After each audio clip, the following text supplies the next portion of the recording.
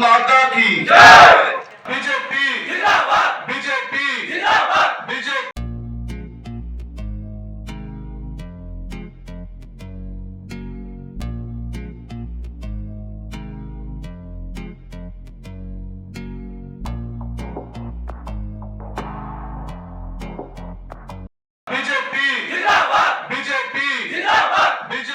भारत माता की भारत माता की। যে সারা ত্রিপুরায় এনএসইউআই থেকে শুরু করে যুব কংগ্রেস এবং বিভিন্ন যেইভাবে লড়াই করেছে, এটা আমার বলার কিছু নেই। এখানের মধ্যে শুধু একটা গ্রুপিজম চলছে, আর ওই দুইটা আছে, এখানে কি আছে, ওই বর্মন এন্ড কোম্পানি, ওনারাই থাকবেন, আর কেউ থাকবেন না আজকে থেকে। এবং বিশেষ করে আমি ধন্যবাদ জানাচ্ছি অমিত রক্ষিত দাদাকে, যিনি আমাকে সবসময় সহযোগিতা করেন রাজনীতিকের বাইরে। এখানে সুশান্ত দা আছেন, সুশান্ত দাও আমাকে ছোট ভাই, আমার বড় ভাই আছে। আমি বলবো সুশান্ত দা আমাকে যেভাবে আমাকে দায়িত্ব দেবে, আমি একজন কার্যকর্তা হয়ে আমি আগামী দিনে যুব মোর্চার হয়ে ছাত্রদের যুবদের স্বার্থে যে কোনো জায়গায় যে কোনো সমস্যায় আমার কোনো পক্ষপাতের দরকার নেই। আমি ছাত্রদের হয়ে যুবদের হয়ে আমি লড়াই কাজ করি, ঠিক আছে?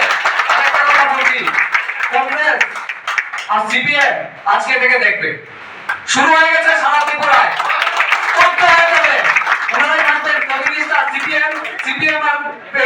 কংগ্রেস ওই সুদীপ বর্মন আর ওই আশিস শাহ ওনারাই কংগ্রেস ভবনে বসে থাকবেন, আর কিছু জায়গায় যেতে পারবেন না। পোস্ট অফিস চক্র থেকে বেরিয়ে সিটিজেনরা আসতে পারবেন না, আপনাদের বলে দিচ্ছি।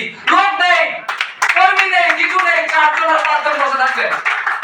আমি কংগ্রেসে ছিলাম 2022-এর 27 সেপ্টেম্বর আমি রেজিগনেশন দেই।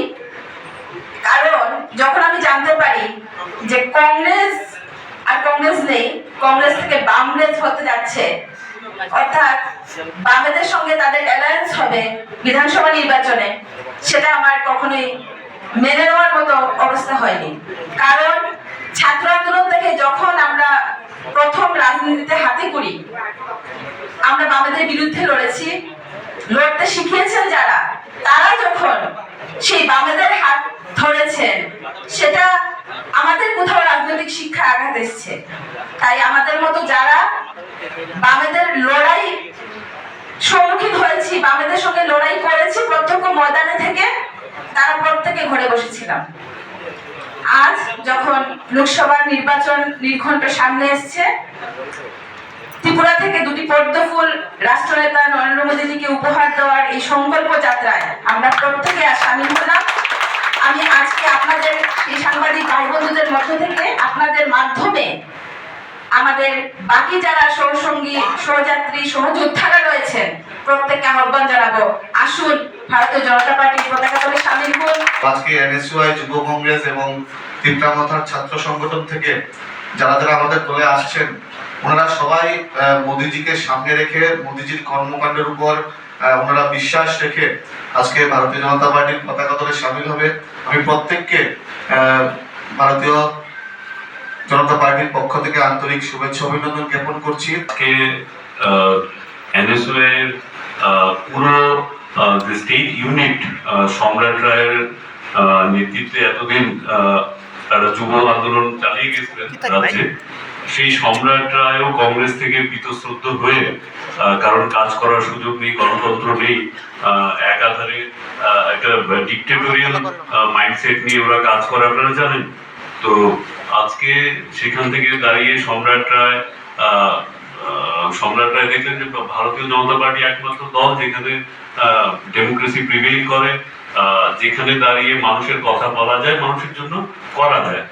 তো আজ সম্রাট রায় এবং ওনার সঙ্গে যারা এনএসইউআই-তে নেতৃত্ব দিতেন, মিন্টু দাস যিনি ভাইস প্রেসিডেন্ট ছিলেন, আমির হোসেন, অভিক পাল, জিয়াদ উদ্দিন, রঞ্জিত দে, সৌম্যজিৎ দেব এবং প্রসেনজিৎ দাস, এদের নেতৃত্বে 200 জন এনএসইউআই এর একটিভ কার্যকর্তা আজকে প্রসেনজিৎ দাস যিনি former state committee member Tripura, তো এই 8 জনের নেতৃত্বে প্রায় 200 জন এনএসইউআই এর কর্মী এবং মতার যারা ছাত্র আন্দোলনের সঙ্গে যারা যুক্ত ছিলেন ওনারা জয়েন করছেন।